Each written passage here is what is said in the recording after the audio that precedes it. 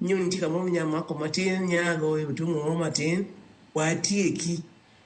abiro in a weeks or in 2 weeks time, not a month. Nikingini kiti kikiriamb ni an kikingaje ni an koro podai ko kiano no mano be idwa to samon tiere vacancy no ero or fall na sano make mi tulu mangany no be lose kama nero kuro nyaki ngiri to kage dwaro chani an machiegni kama wa afundi kama abiro kata king whatever. Yes, don't worry kwani wacha makungoja kichikana wacha ni tich moro to ikuni ndo abulo ni pangla ibiro mano be ok bi mi nikech so ni maintire chane no kigino record maber ikoni nan kamoro wadi achiwu notice barom kama tije mage katino bro nyisi ni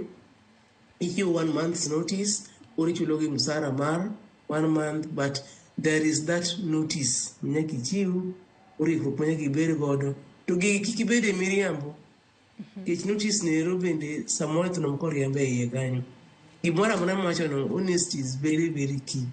oro mane gima dwarore kidhi manyo tich the interview pelungi kuri ngini gimora mantie CV nero from the beginning to the end bedora irango lakini an Mary Goreti ngi adier an ngi adier kama gite ngi nyaka ngichuko piny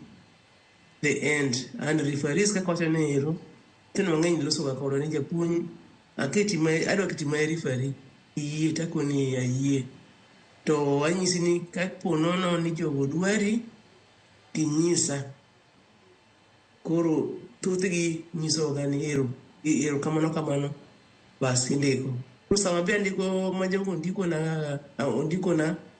inveja kaluga loso kudi kimni to ima kama iparo ni beri ane makoro abiro keje chung mari pro mibiri chalo ngama ja chung janeno koro nyaka unjira ko din ki abru yie ni ki ibuti madier kaeto kuro ber ngire godo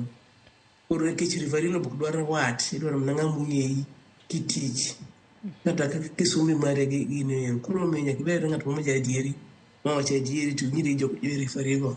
to weche dia dia maber.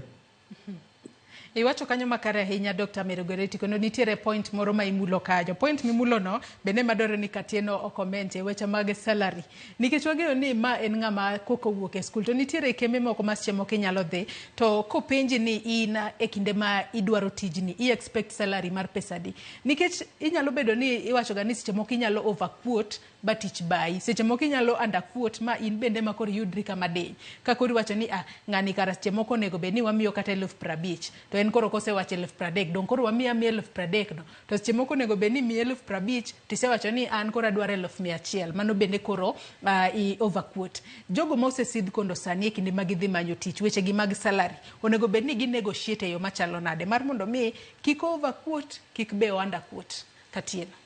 erokamano Joyce, daktari erokamano weche mag